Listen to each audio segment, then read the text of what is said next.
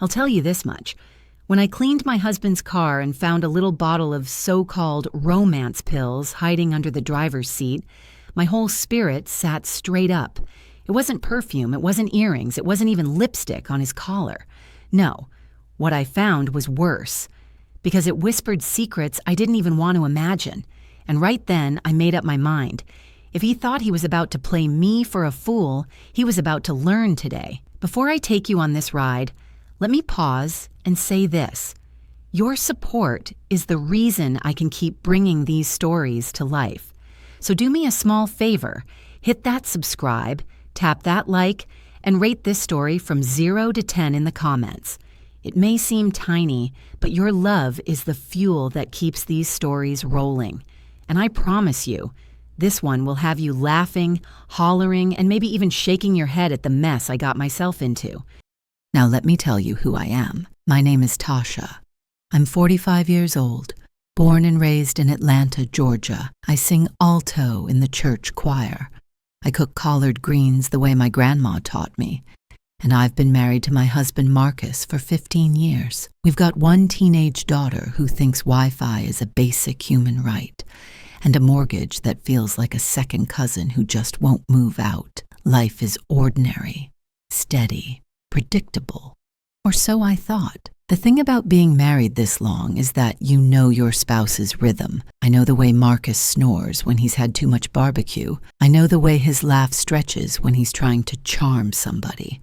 I know the way he sighs when he doesn't want to talk about something. So when I bent down with my gloves on, pulling old receipts and fast food wrappers from under his seat, and my hand brushed against that little plastic bottle, I knew two things right away. One, it didn't roll there by accident. And two, it wasn't meant for me. I stared at it like it might sprout legs and confess. My stomach flipped. Not from what it was, but from what it meant. Because a woman like me doesn't just think about the object in her hand. She thinks about all the nights she stayed up ironing work shirts, all the bills she balanced, all the dinners she cooked with love, and the question slaps you before you can blink. Why would he need something like that? And why wasn't it for me? That was the first crack in the glass. I didn't shatter, not yet. But oh, you best believe I felt the pressure. And deep in my chest, something told me this wasn't just about a little bottle. It was about to be the start of a lesson Marcus would never forget. When I first slipped that little bottle back under the seat, I told myself to breathe, to calm down, to not jump to conclusions. But let me tell you, sometimes the mind of a woman works faster than a gossip line on Sunday afternoon. You don't need all the facts. Your heart starts stitching a story together whether you want it to or not. And mine wasn't a fairy tale. I thought back on the past few months, and suddenly, tiny details lined up like choir robes on Easter Sunday. Marcus, who used to be glued to the couch after work, now had extra gym sessions. Funny thing, though, I never saw no muscles popping out his shirt. He'd come home smelling like a mix of sweat, new cologne, and mystery. Then there was his laugh. A husband's laugh is a woman's thermometer. You know when it's warm, when it's fake, and when it's meant for somebody else. Marcus had a new laugh, a muted chuckle, the kind you don't share with family but save for private conversations. I'd hear it drifting from the porch when he stepped out to take a call, and it burned my ears worse than when I tried hot yoga that one time and nearly pulled a hamstring. And the playlists. Lord, don't get me started on the playlists. I cleaned out the car and spotted one on his phone titled After Hours. Now tell me this. What grown man with a teenage daughter and a wife who works 2 jobs has the energy for after hours? He should be asleep, but there it was, right between workout mix and Sunday vibes. The sign stacked up, but instead of confronting him, I did what too many good women do. I turned the mirror on myself. Maybe I had gained a little weight since the pandemic. Maybe my laughter had gotten louder, sharper, like I forgot how to be soft. Maybe I'd been so busy keeping the house afloat that I forgot how to be fun. I stirred that pot of guilt like gumbo, adding more and more until it nearly boiled over. Because isn't that what we do? Instead of saying, "Why are you hiding things?" we ask, What's wrong with me? And that quiet hurt sits heavier than anything. But then, the bank statement came. I was checking bills one afternoon, stretching every dollar like it was elastic, when I saw a charge labeled Specialty Wellness, not groceries, not gas, not even a sneaky fast food meal, something different. When I asked Marcus about it, he brushed me off with a slick work stress excuse. Work stress? I know what stress looks like, and it doesn't come in a little bottle under your car seat. Still, I bit my tongue. I let him have his secret for now, but my eyes, they kept watching. And you know what sealed it for me? Hot sauce. Yes, hot sauce. I was reaching for my charger in the car console one night and saw a packet tucked away. My husband, who can barely handle mild salsa without sweating like a preacher on revival night, suddenly carrying hot sauce around? It didn't add up. That's when the quiet hurt turned into quiet planning, because if Marcus could keep secrets, so could I. I looked at him across the dinner table, talking about traffic and basketball scores like nothing was off, and I smiled, not because I believed him, but because I knew something he didn't. My mind was already clicking, already sharpening, already deciding that if he thought he could outwit me, he'd better start studying harder. And right there, under the hum of the kitchen light and the clink of silverware, a seed was planted, a seed of payback that would grow into something messy, something funny, and something unforgettable. But of course he didn't know that yet.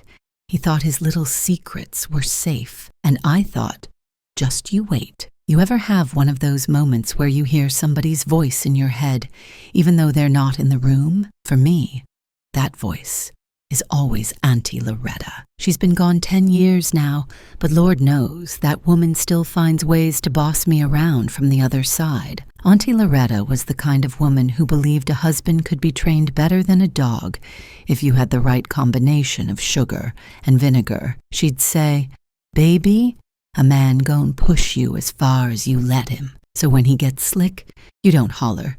You teach, quietly, sweetly. But make sure he remembers."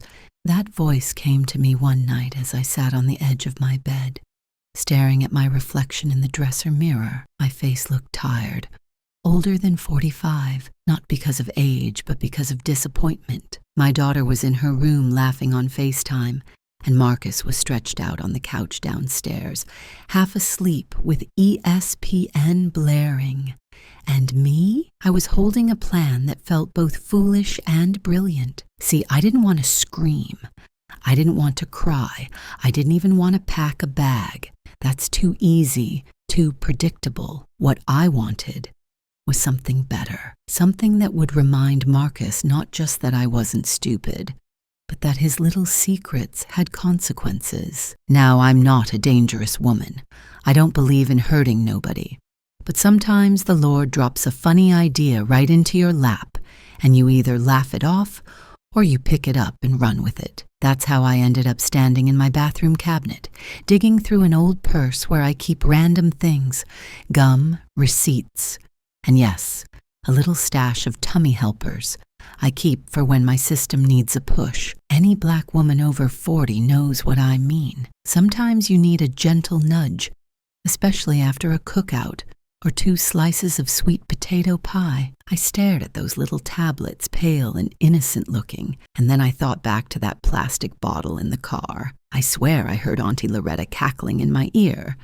Now wouldn't that be something, girl? And just like that, the bad idea took root. What if I swapped them? What if instead of his sneaky little romance boosters, he got a different kind of surprise? Nothing harmful, nothing that would land him in the hospital, just enough to humble him, just enough to remind him who really runs this house. I sat there giggling to myself, covering my mouth like a teenager. The picture in my head was ridiculous.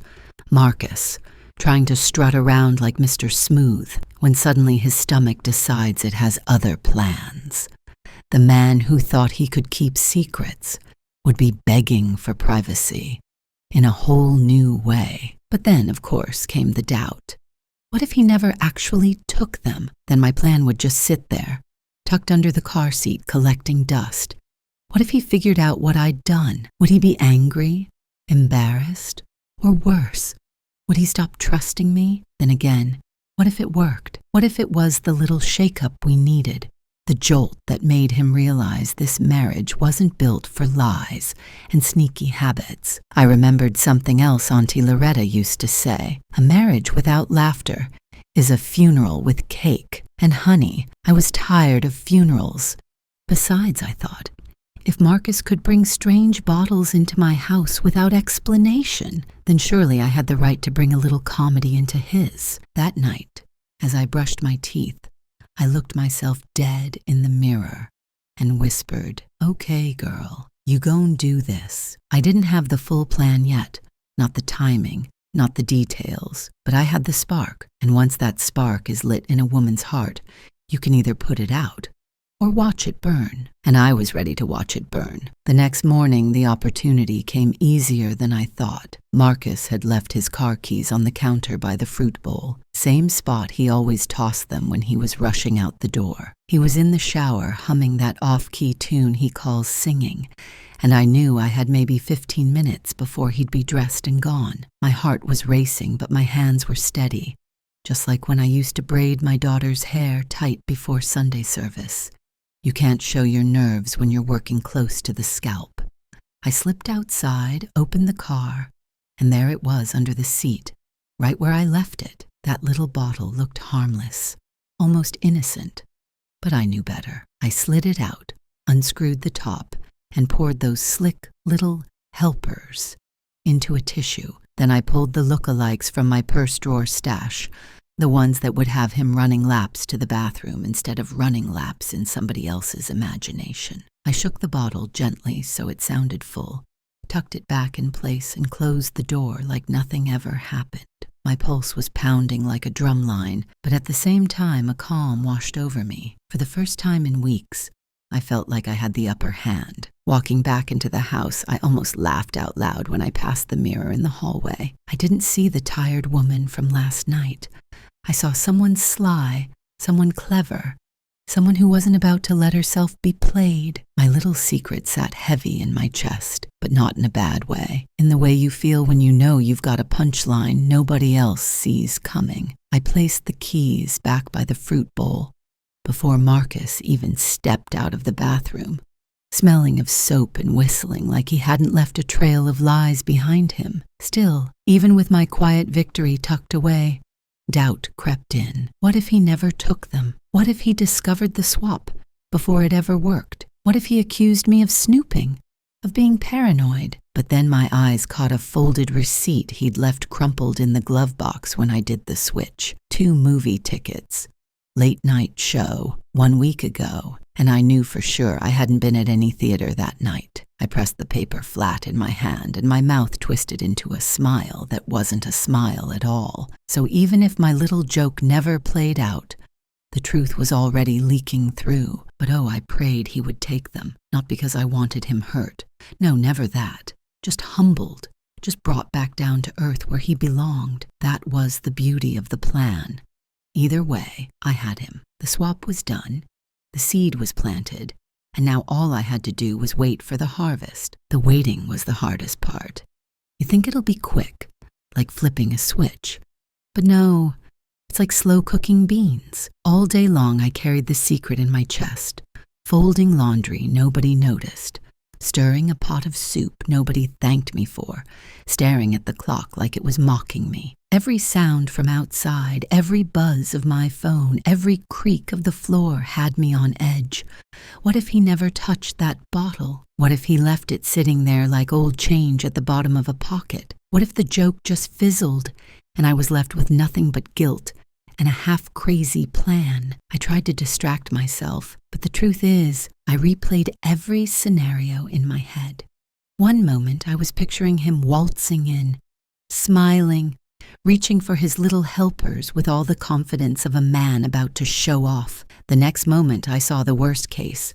Marcus doubled over, pale and sweating, and me the fool who put him there. The thought made my palms sweat, and I wondered if I'd gone too far. Was I teaching him a lesson? Or was I crossing a line I couldn't step back from? Then, right as doubt was chewing holes in me, my phone buzzed. A text from Marcus. Headed home early. Gotta make it up to you tonight. Make it up to me? My mind flipped like pancakes on Sunday morning. Was this him admitting guilt in his own sideways way? Was he planning a romantic gesture, flowers, dinner, the whole 9 yards? Or was he thinking of something slick, hoping to cover up what I already knew? Either way, the timing made my heart skip. He was planning something, and I had set the stage without him even knowing it. When he finally walked through the door, whistling like a man without a care, I caught a glimpse of the bottle tucked neatly into his pocket. That was the moment everything turned real. My doubts didn't vanish, but they didn't matter anymore. The wheels were already turning and Marcus had no clue he was about to take a ride. I set the table with steady hands, but inside I was rehearsing every possible reaction, whether I'd play shocked, concerned, or innocent when the fireworks started. And I'll tell you something funny. While I was stirring soup, I caught my reflection in the microwave door and practiced my forgiving wife face, lips pursed, eyebrows soft, a little sigh like I'd finally decided to let go of all my suspicions. I cracked myself up so bad I almost spilled the ladle, because if there's one thing a woman over 40 knows, it's how to put on a performance when she needs to. And, oh, tonight was going to be theater. Marcus sat down across from me, smiling that smooth smile, asking about my day like he was the picture of a faithful husband. And all the while, I knew what he'd swallowed wasn't going to give him romance. It was going to give him a different kind of rush. And I couldn't wait to see which came first, the truth or the consequences. Dinner started off normal enough, though I could barely taste a bite with my nerves bouncing around like sneakers in a dryer. Marcus was in rare form, trying to turn on the charm, telling little jokes, complimenting the seasoning on the soup like he hadn't spent the last few weeks acting distant. He thought he was setting the mood, but I knew the clock was already ticking, and I was just waiting for the show to start. About 14 minutes in, I noticed the first shift. He leaned back in his chair, real casual, then suddenly sat up straighter, pressing his palm flat against the table like he needed to anchor himself. At 17 minutes, a bead of sweat slid down his forehead even though the thermostat was set cool. He dabbed it away with his napkin, laughing too loudly at something I said that wasn't even funny. By 20 minutes, that man's smile looked tighter than his Sunday shoes. His eyes were darting left and right, and I could see it plain as day. The battle between pride and digestion had begun. He tried to keep his composure, bless him. Told me he might have eaten something funny at lunch. Tried to sip water like it would wash the problem away. But his stomach was already singing a whole gospel medley. And I sat there nodding like I believed every word, biting the inside of my cheek to keep from laughing out loud. Every time he shifted in his seat, I thought of Auntie Loretta whispering, "Teach, baby, don't preach." And I swear I felt her spirit clapping for me. Then came the moment I'll never forget. The knock at the door. I opened it to see Mr. Clarence, our neighbor from across the street, standing there with a ladder in one hand and his endless need for conversation in the other. Said he wanted to borrow some sugar too, which made no sense considering the grocery store is 3 blocks away. Meanwhile, Marcus was behind me, frozen halfway out of his chair, looking like a man about to negotiate with his own body. Clarence went on about roofing problems and how the city might raise taxes again. I nodded politely, glancing over my shoulder every few seconds, watching Marcus dab his forehead with the napkin for the 4th time, then 5th. His smile was still plastered on, but it was the kind of smile you wear when you're trying to hold back the Mississippi River with duct tape. Finally, he muttered something about needing a moment and disappeared down the hall, walking quick, but trying not to look like it. That walk. Lord, it took everything in me not to holler right there at the doorway. It was that stiff, fast shuffle every mama recognizes from when her toddler is 2 seconds away from an accident. I handed Clarence a cup of sugar just to get him out of the house, but by then the tone of the evening had changed completely. Marcus thought he was about to spend the night proving something. Instead, he was about to spend the night learning a lesson neither one of us would ever forget. When Marcus disappeared down that hallway, I swear the air in the house changed. It was no longer just dinner. It was a whole stage play with me stuck between the audience and the star of the show. And of course, because the Lord has a sense of humor, that's when the neighbors decided to turn our home into Grand Central Station. Mr. Clarence hadn't even reached his porch before his wife, Miss Geraldine, was waddling up our walkway with a Tupperware dish in her hands. She claimed she made too much casserole, but everyone in the neighborhood knows Geraldine doesn't cook for charity. She cooks to keep up with gossip, and with Marcus disappearing in a sweat right behind me, I knew she was about to sniff out a story she could serve hotter than that casserole. I plastered on my best smile and thanked her, all the while trying to keep my ears tuned to the bathroom down the hall. The fan had kicked on, which told me all I needed to know. Geraldine, of course, parked herself at my kitchen table like she paid rent here, asking about my daughter, about my choir practice, about whether Marcus was still working those late nights. Her eyes were sharp as a sewing needle, and I could feel her waiting for me to slip. Meanwhile, Marcus made his first reappearance.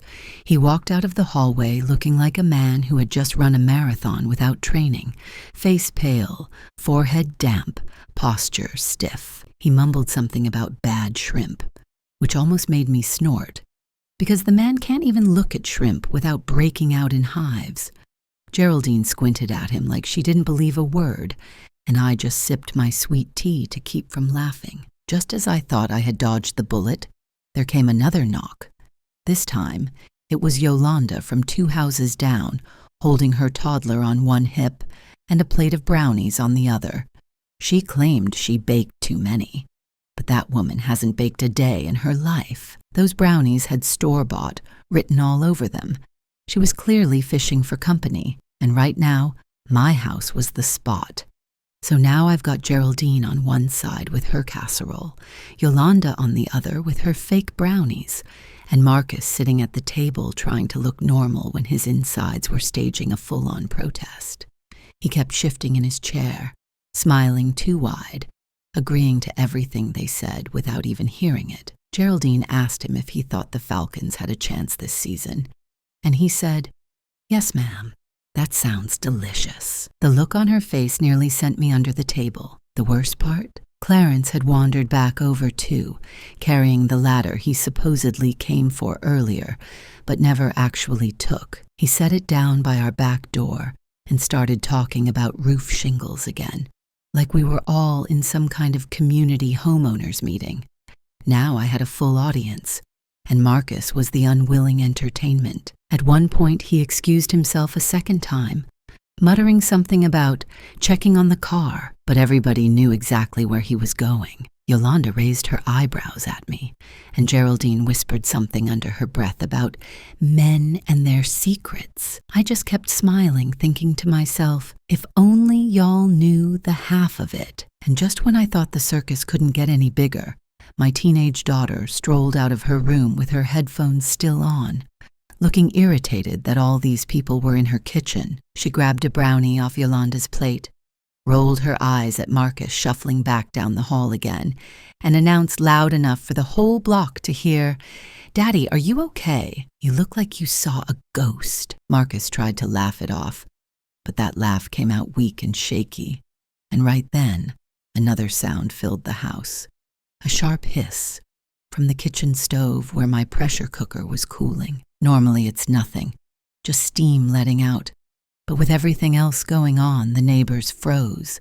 Clarence's eyes went wide. Geraldine gasped and clutched her casserole. Yolanda shifted her toddler on her hip and said, "Is that safe?" And in that perfect moment of chaos, with Marcus pale and sweaty, neighbors gossiping, casserole steaming, brownies crumbling, and the pressure cooker hissing like a warning, the situation tipped from private mess into public spectacle. Because now it wasn't just me waiting to see Marcus learn his lesson. The whole neighborhood was about to watch. By the time that pressure cooker hissed and everyone in my kitchen froze like statues, I knew things had officially slipped out of my hands. What was supposed to be a private little lesson between me and Marcus was about to turn into a neighborhood production. And you know how it goes.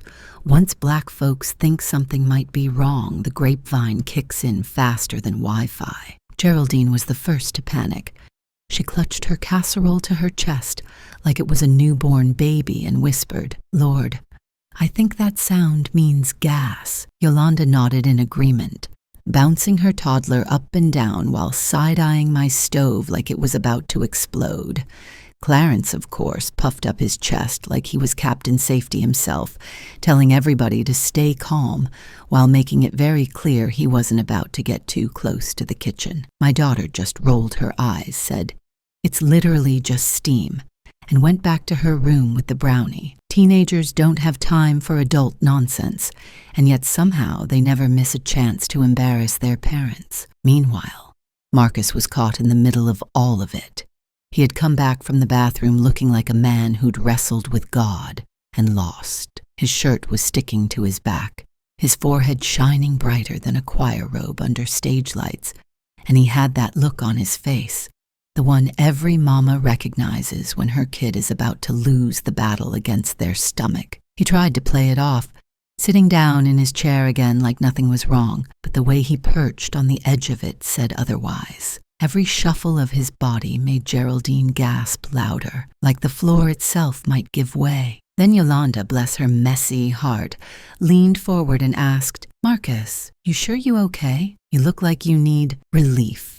Relief. I nearly choked on my sweet tea. Marcus forced a laugh that sounded more like a cough and muttered, "Just some shellfish at lunch." Geraldine squinted. "Shellfish? Baby.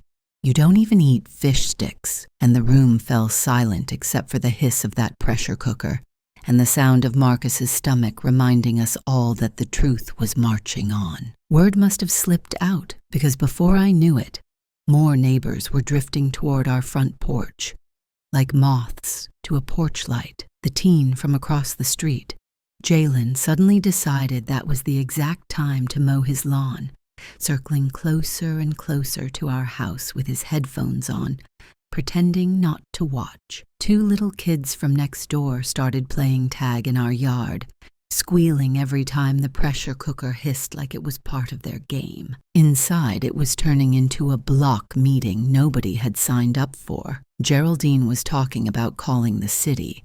Clarence was debating whether to turn off the stove. Yolanda was fanning herself with the casserole lid, and Marcus, poor Marcus, was halfway between pride and panic, his face saying one thing while his body said another. Every time someone asked him a question, he answered in half sentences, his mind clearly somewhere else. He excused himself once more, muttering fresh air, and tried to step outside.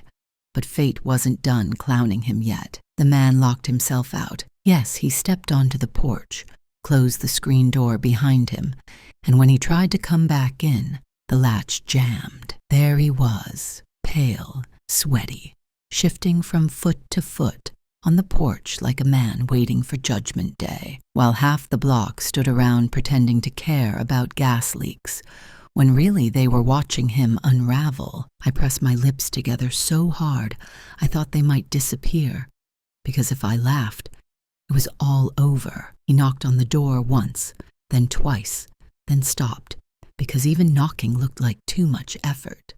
Instead, he stood there swaying, wiping his face with his sleeve, mumbling something under his breath that sounded suspiciously like a prayer. The kids playing tag stopped to stare.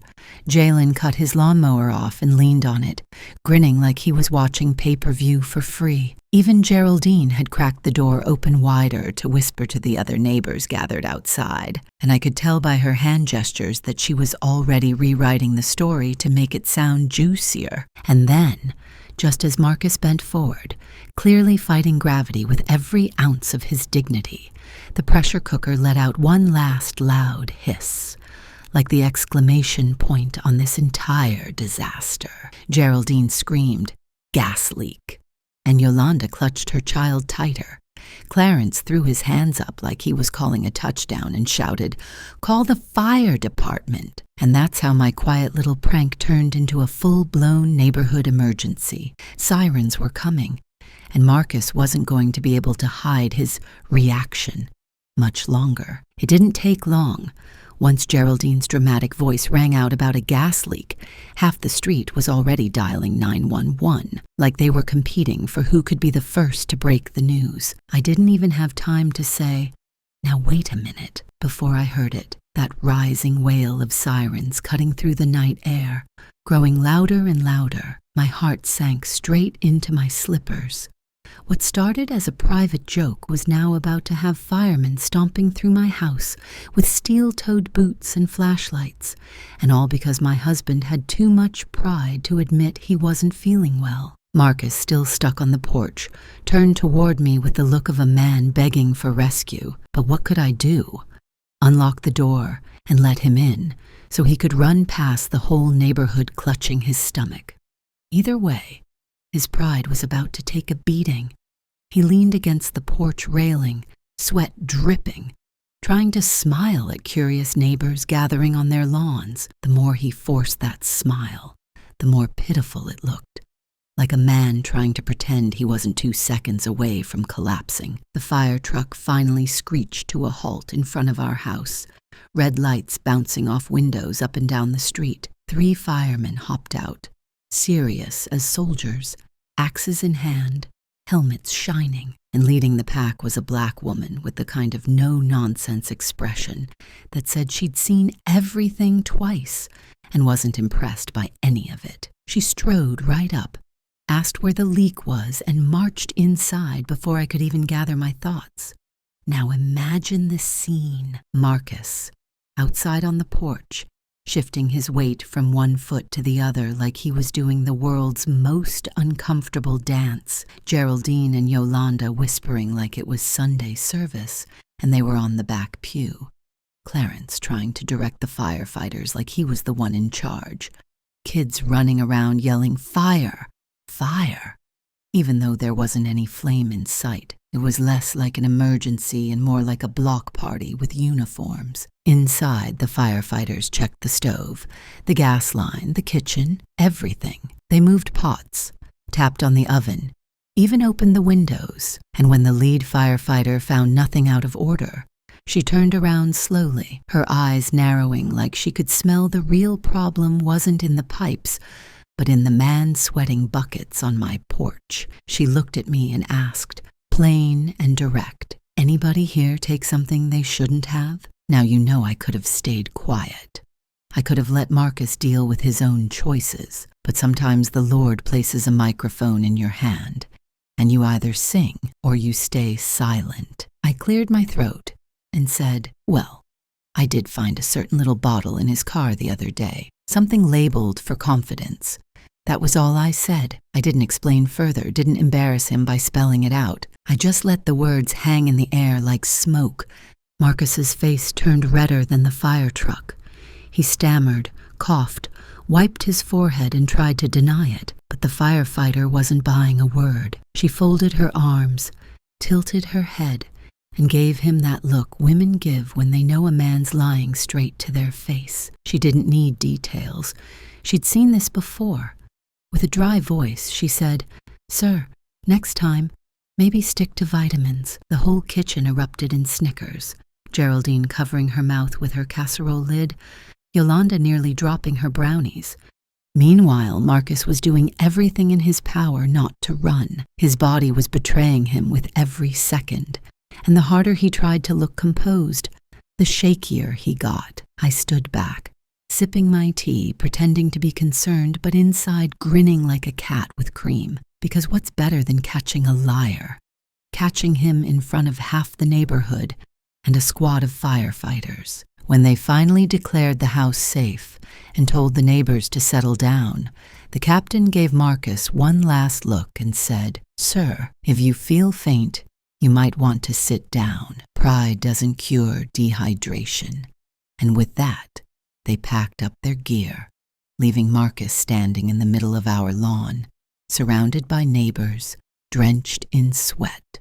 with no excuses left. And let me tell you, there's nothing heavier than pride when the whole world's watching you carry it. When the fire truck pulled away and the red lights faded down the street, I thought maybe the crowd would finally scatter, but no. Neighbors lingered on their porches, kids ran in circles on my lawn, and Clarence stayed planted like a foreman waiting for overtime pay. Geraldine was still cradling that casserole, like it was the Last Supper, whispering every few seconds into her phone, probably feeding the story straight into the neighborhood group chat. Marcus stood in the yard, pale and sweaty, tugging at his collar like he was suffocating under the weight of all those eyes. And me? I just stood at the doorway, arms folded, sipping the last of my sweet tea, letting him stew. The truth about men is they can stand all kinds of storms, job losses, busted cars, leaky roofs, but public embarrassment, that's the hurricane they never recover from. And I could see in his eyes that Marcus was drowning, pride collapsing in on itself. The man who usually had a smooth excuse ready for every occasion was now stammering, mumbling, trying to piece together lies that didn't fit. Finally, the dam broke. His voice cracked as he blurted out, "It wasn't for another woman." The words came out louder than he meant, echoing across the yard so even the folks on the far end of the block heard. Geraldine nearly dropped her casserole dish. Yolanda's eyes widened, and Clarence leaned forward like he'd just paid admission to the best show in town. Marcus's face twisted, caught between shame and desperation. He rubbed the back of his neck and added, I just didn't feel like myself anymore. I thought maybe those pills would help." He paused, his chest rising and falling, searching for the right words. "It's not you, Tasha. It's me. I've been scared I'm getting old, that you don't see me the same way you used to." The yard fell quiet, except for the faint buzz of the street lamp overhead. For once, Geraldine shut her mouth. Even the kids stopped their game of tag, sensing something serious was happening. All eyes shifted to me, waiting for my reaction, like I was judge, jury, and executioner in one. I wanted to laugh at first, laugh at the ridiculousness of it all. This man, standing in the middle of the lawn, confessing his midlife crisis like it was Shakespeare. But then something in his voice tugged at me. It wasn't slick or rehearsed. It wasn't one of those half-baked excuses men toss out to dodge trouble. No, this was raw, clumsy, and a little pitiful. He wasn't just embarrassed. He was scared. Still, my mind wasn't ready to forgive, because fear might explain why he'd been sneaking around. But it didn't erase the lies, the shellfish story, the late nights, the playlists called After Hours, the crumpled movie tickets. All of it piled up like bricks between us, and now I had to decide whether his confession was a foundation to rebuild on or just another shaky cover story. I tilted my head, squinting at him. "If it's not another woman," I said, slow and measured, "then who's been blowing up your phone? Who's?" "M." The crowd gasped like it was an episode of a soap opera. Marcus blinked, confused, then pulled his phone from his pocket with trembling hands. He unlocked it, scrolled, and turned the screen toward me. And there it was, message after message from M. Not some mystery woman, not a secret fling. It was his mother, Mildred, nagging him about planning a surprise party for me. The irony slapped me right in the face.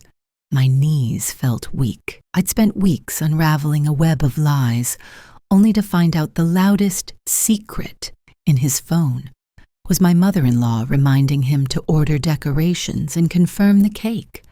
Geraldine clutched her pearls. Yolanda mouthed, "Oh." Clarence just shook his head like the show had taken an unexpected plot twist. But here's the thing. Yes, it was his mother in those texts. But the rest of the lies, they were still lies. The fake shrimp story, the shady excuses, the way he made me feel invisible.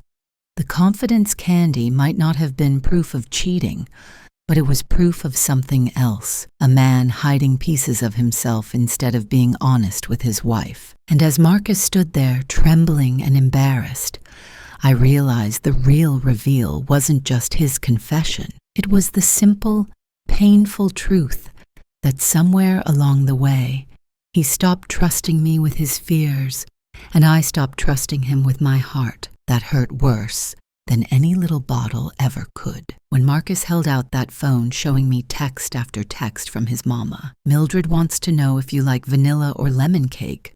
Mildred says, don't forget the balloons." The irony of it nearly knocked me over. All that suspicion, all the mental gymnastics, all the prayers whispered in my kitchen, and here was the truth, plain as daylight. My husband wasn't sneaking around with some mystery woman. He was sneaking around with his mama. Now you'd think that revelation might have made me laugh, or maybe even melt a little, but it didn't. If anything, it made me angrier, because yes, M wasn't a mistress, but everything else, still a mess. He still lied about the shrimp. He still crept off to the gym and came home smelling of cologne like he was auditioning for a commercial. He still had that after hours playlist, saved like a neon sign flashing temptation, and he still let me sit at home feeling like I was crazy. That wasn't his mama's fault. That was his. The neighbors didn't know whether to clap, sigh, or keep silent. Geraldine was holding her casserole tighter than ever, eyes bouncing between us like she was front row at a Tyler Perry play. Yolanda whispered, "Mildred," to herself 3 times like she couldn't believe it. Clarence shook his head, muttering something about, "Could have told y'all it wasn't no affair." Even though he hadn't said anything of the sort, Marcus looked at me like a schoolboy caught cheating on a test, except his test was life, and his grade depended on me. His voice wavered as he said, "Tasha, I swear, it wasn't about you. I just didn't know how to tell you. I didn't feel like myself anymore. I wanted to impress you again." He looked down at his hands, the same hands that had worked overtime shifts to pay bills, the same hands that once wrote me little notes when we were dating. They were trembling now. For a second, just a second, I saw the man I married, not the one who lied about seafood allergies, not the one sneaking bottles into his car, but the boy who used to stand outside my dorm room with flowers from the corner store because he couldn't afford roses. That memory softened something in me, but only for a moment, because here's the other truth. Years of small lies pile up heavier than one big mistake. And standing in the yard, with neighbors staring, with his body still shaking from the lesson I'd given him, I realized we'd both let the cracks widen without patching them. He hid his insecurities instead of sharing them, and I let my resentment grow instead of demanding answers. Now the cracks weren't cracks anymore. They were canyons. The lead firefighter, the no-nonsense black woman who'd already seen too much, came back toward us one last time. She looked Marcus up and down, then turned to me. "Ma'am, your house is safe, but I'll give y'all one piece of advice. Don't ignore the signs, whether it's a gas smell or something else. It's always better to talk about it before it blows up." She gave me a nod, gave Marcus a stare sharp enough to cut glass, and left with her crew. And Lord, that woman's words hit harder than she probably knew, because wasn't that exactly the problem? Marcus ignored the signs in himself until he thought he needed a shortcut. I ignored the signs in our marriage until I thought I needed revenge. Neither of us talked. Neither of us admitted the truth. And now here we were, standing in the middle of our yard, looking like fools under the glow of a street lamp, while Geraldine's casserole was getting cold. Marcus finally broke the silence, his voice barely a whisper. "I'm sorry, Tasha, for all of it, for lying, for hiding, for making you feel like you weren't enough. You've always been enough. I just didn't feel like I was." His eyes were wet, not the shiny fake tears men sometimes pull when they're cornered, but real ones that come from the gut. For once, I didn't see the slick talker. I saw the man stripped bare. I wanted to be cold. I wanted to fold my arms and let him sweat. Let the neighbors watch him squirm. Let him stew in the humiliation until he learned his lesson. But then I heard my daughter's door creak open. She peeked her head out, looking at her father with wide eyes, confused, maybe even scared, and it hit me. This wasn't just our drama. This was her story too. If all she saw was her mama tearing down her daddy in front of the neighborhood, what lesson would that teach her about marriage? About forgiveness? About womanhood? So instead of snapping, I took a deep breath. I told Marcus the truth, plain and steady. You don't get to lie to me. Not about shrimp. Not about late nights. Not about playlists. I don't care if you're embarrassed. I don't care if you're scared. You either tell me the truth, or you lose the right to stand here. Because I can carry a lot, Marcus, but I won't carry your lies anymore. The neighbors gasped like I'd just thrown a punch, but Marcus nodded slowly, tears slipping down his cheeks. For the first time in years, he didn't argue. He didn't deflect. He didn't joke. He just said, "Yes, ma'am," like a man who finally understood. The block started to disperse, people carrying their casseroles, brownies, and gossip with them. Clarence dragged his ladder home. Yolanda waved awkwardly, whispering, "Call me later," with that grin women share when they've witnessed history. Geraldine lingered the longest, giving me a pat on the arm and muttering, "He better behave," before finally shuffling away. And when the yard was empty, when it was just me and Marcus standing under that street lamp, the weight of the night finally pressed down. We were a hot mess, sweaty, embarrassed, exposed, but for the first time in a long time, we were standing on the same side of the truth. The night the sirens left and the neighbors finally shuffled back to their own houses, the silence in mine felt heavier than any noise had been. No casserole clattering, no whispers, no firefighter boots on the floor. Just me, Marcus, and the echo of everything that had just happened. He stood in the doorway, shirt wrinkled, collar damp with sweat, eyes tired but softer than I'd seen them in years. I walked past him without a word and headed to the kitchen, setting Geraldine's casserole down on the counter. The smell of it hit me, cheesy, overbaked, too salty, but somehow comforting. I sliced us both a piece, set it on mismatched plates, and slid one toward him at the table. For the first time all night, we sat down across from each other with no audience, no masks, no cover stories, just us. We ate in silence at first, the kind of silence that isn't empty but full of thoughts, of regrets, of questions waiting to be asked. Marcus picked at his food like a boy afraid of getting scolded, and I let him sit in it. Finally, he cleared his throat, voice hoarse. "Tasha, I don't deserve another chance, but if you'll give me one, I swear I'll tell you the truth even when it makes me look weak. I'd rather look weak with you than look strong for the world and lose you." His words weren't polished.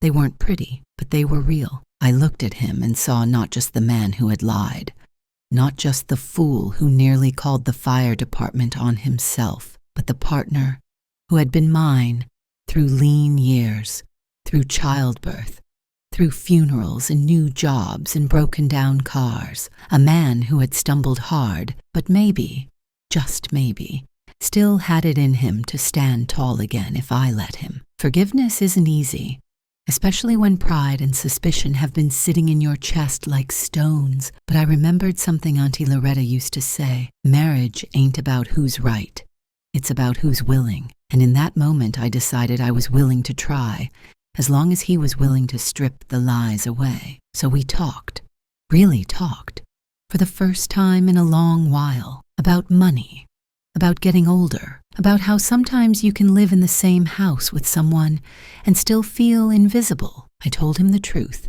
that the lies hurt worse than anything else, that I could forgive fear, but I couldn't forgive secrecy. He nodded, eyes wet, promising he understood, and for the first time in months, I believed him. The next morning, the fallout began. The group chat was on fire. Geraldine had clearly typed until her fingers cramped. By noon, half the block knew Marcus nearly passed out on the porch while the fire department searched the house. Some versions even included explosions, which never happened. My daughter came into the kitchen scrolling on her phone, shaking her head saying, "Y'all went viral on Nextdoor." Marcus groaned so loud I thought he might faint all over again. That was his punishment.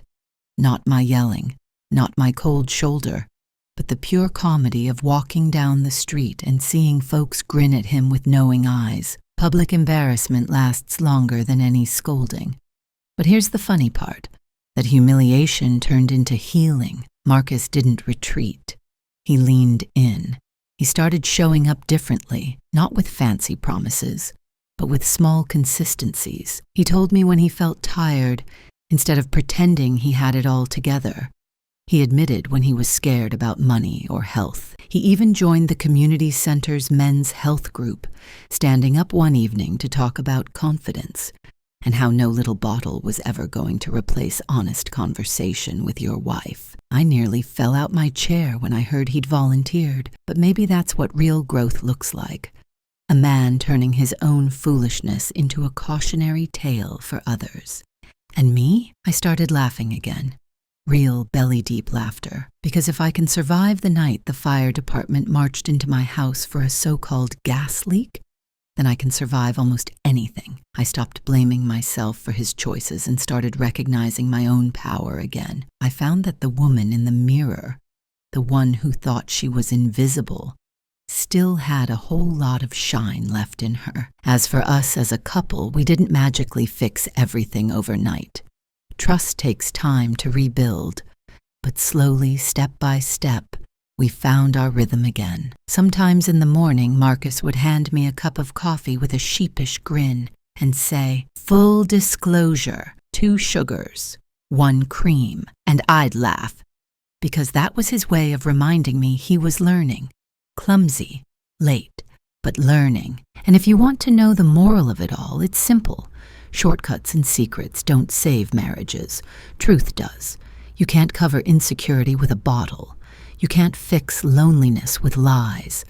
And you sure can't fool a woman who already knows the rhythm of your laugh, the weight of your footsteps, and the smell of your cologne. So every time I hear a siren now, I don't just check my stove. I check my heart, my home, and my husband. And Marcus, let's just say he checks his choices. Because once the whole neighborhood and the fire department have seen you humbled, you never forget it. And before I go, let me just thank you, truly, for riding this roller coaster of laughter, mess, and lessons with me. Your support, your likes, your comments, your ratings means the world to me. Every time you tap that button, it's like telling me, "Tasha, keep going. Tell the next story." So if this tale made you laugh, made you holler, made you shake your head, let me know. Rate it from 0 to 10. Subscribe and share it, because your love is what keeps these stories alive. And remember this, sisters, don't let anyone make you feel invisible. If you've got to teach a lesson, teach it with style, because karma, she always shows up, sometimes in the form of firefighters with flashlights, sometimes in the form of neighbors with casseroles, but she always shows up.